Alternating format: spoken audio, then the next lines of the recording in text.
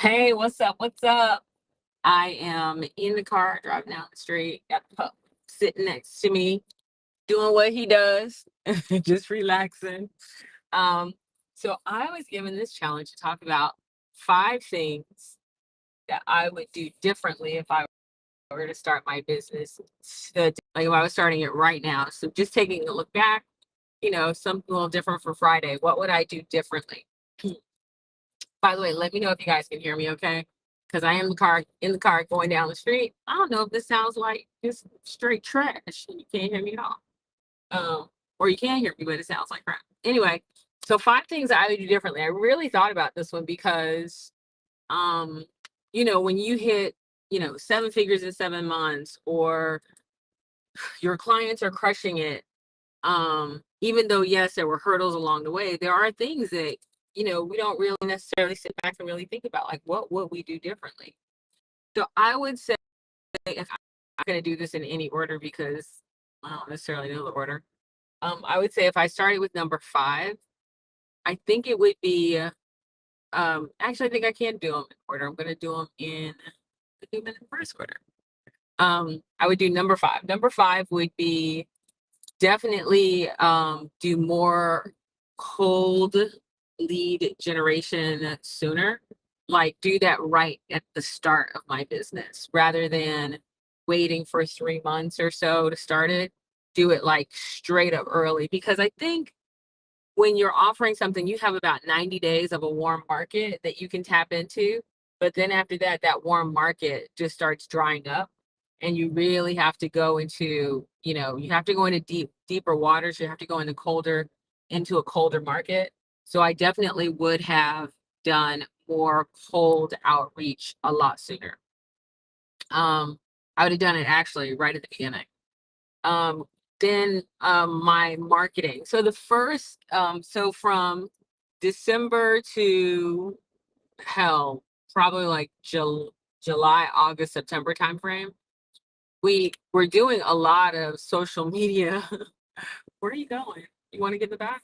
We were doing a lot of social media outreach, but the challenge in regards to doing a lot of the social media outreach was that it was, and I shouldn't even say outreach, we were just doing a lot of social media and we were being omnipresent. But the thing is, we were just being known and not known for something. Um, I think I would have been more succinct on the things to be known for. So that would be some advice that I would give someone. Do your cold outreach sooner, and don't just be known for something. Um, that's number 4. Let's see, number 3. Number 3. Um, and I don't know.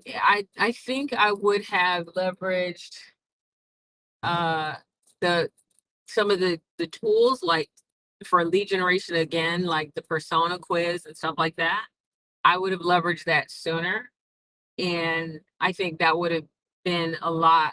Uh, I think it would have been more impactful, especially when we do our ads. And speaking of ads, also to go along with number 3, I would have enlisted. I would have enlisted Darian Hill a lot sooner. You can't sit in my lap, and that's not the spot to sit. It's totally not the spot to sit. You got to go to your chair. Go to your chair. No, no, no. He's trying. He thinks he's smooth. He's trying to get in my lap. I would have leveraged someone like Darian Hill, who does, like, the ads and stuff like that. I would have leveraged him a lot sooner. But again, that goes back to that cold outreach. And number two, I would have done a much better job identifying my audience. I shouldn't say identifying. I would have tightened up my audience significantly, so that way my messaging would have been way, way, way more succinct. Um, and the thing is, it's not that these things were bad, right? So we did a lot of these things really, really well. You know what? I realize I'm talking all this shit. Y'all don't even know who I am. Hey, what's up? My name is Donna St. Louis, going down the street in the range with my puppy. I am co-founder of Fire Savvy.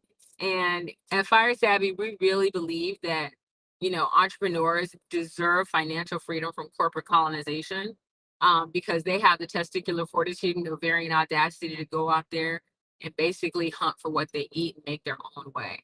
And so we want to help them. with that, so I'm gonna go back a little bit. Hopefully my Wi-Fi isn't that crap going down the street. So going back a little bit, I would have hit my cold markets from day one. I wouldn't have waited so long. I waited 90 days. I know that sounds like that's a long time. And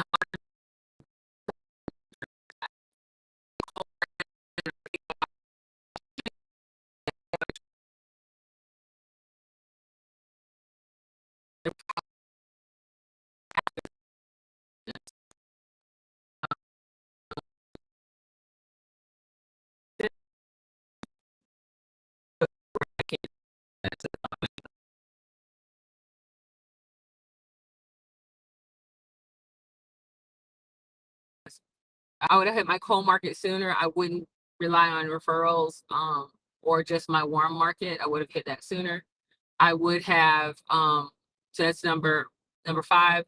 Number four is I would have been really, really tight in the area of, so from our social media outreach, instead of just being known, I would have been known for something. Like, I have a lot of accolades and stuff that, and people who've identified me and recognized me in terms of like top 5 sales coach in the country and all the stuff around sales and business building, put those up. I should have leveraged them more and been like, this is why you want to work with me. I didn't do very much of that. I was more like, hey, guess what? I'm a person kind of a thing. Um, number three, I would have tapped into people like Darian Hill. Darian Hill is a genius when it comes down to Facebook ads and doing advertising in general. I would have definitely leveraged Darian Hill much earlier. Again, probably in the 3-month point rather than the 6-month or 9-month point.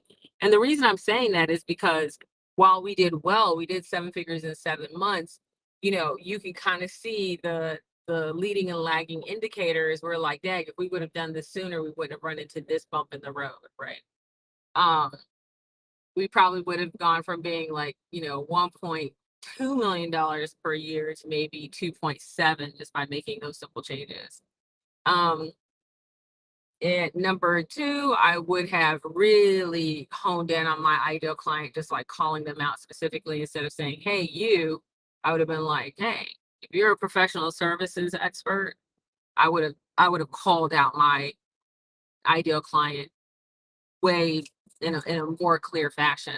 And I think not enough people do that. We do it a lot now. We didn't do it before. So we recognize the things that we're doing now, how they're going to impact our future. And then finally, I would say number one is I would have leaned heavier into my expertise.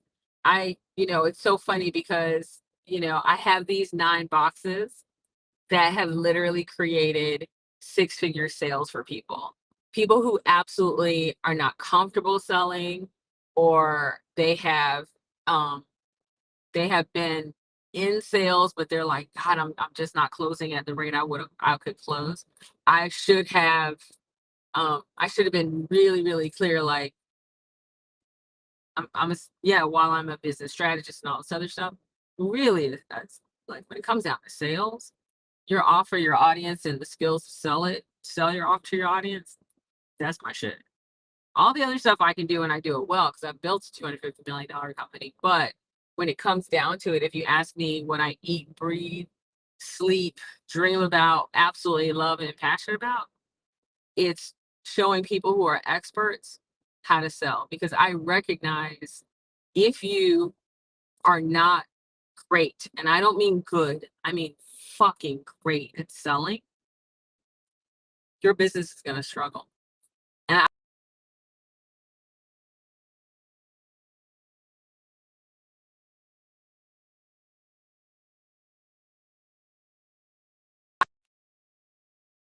sorry, somebody called in and jacked up myself. I don't care how many salespeople you hire until you know how to sell for yourself, you're gonna struggle. So you really, really, really need to know how to you gotta know how to pimp your own shit before you try to get somebody else to do it. If you don't, what's gonna happen is you're gonna get people to go and sell your stuff and you're not gonna understand why they're quote just not getting the results. that you expect, and you're going to spend a whole lot of money. But if you understand the nuances of selling your product, you understand why people are buying it, who's buying it, what challenges they're running into. When you really understand that from a sales perspective, and you can get down in the dirty and have those conversations, it it's a game changer for your business, because even how you market your product, even how you talk about the results of your offer, all of that stuff changes. The conversations you have change. You start understanding what's valuable to your prospects and how to communicate that value.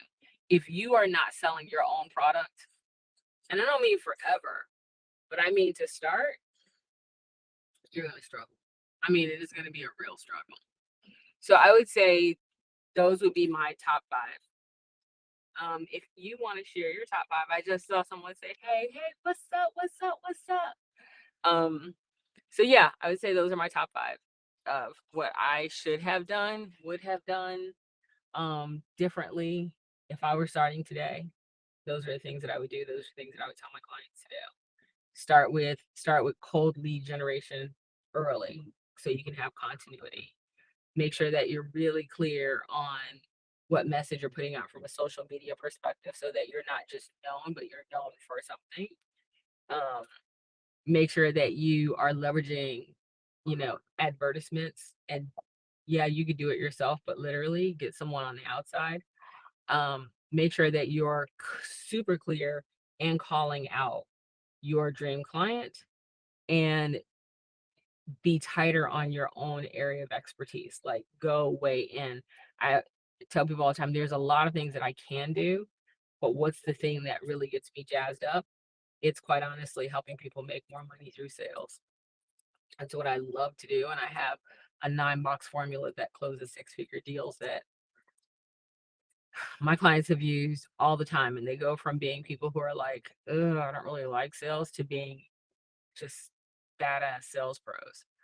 And I would say if I had to have a bonus one, my bonus one for sure would be getting a advisor or a mentor earlier on who could, I mean, I've had coaches and mentors, but having a coach or a mentor who could really stand on the outside of your business and advise you, like, from the outside, and say, hey, which direction I think you should go, after analyzing this. Not somebody who's just going to get on a call for 30 minutes and go, okay, what do you need?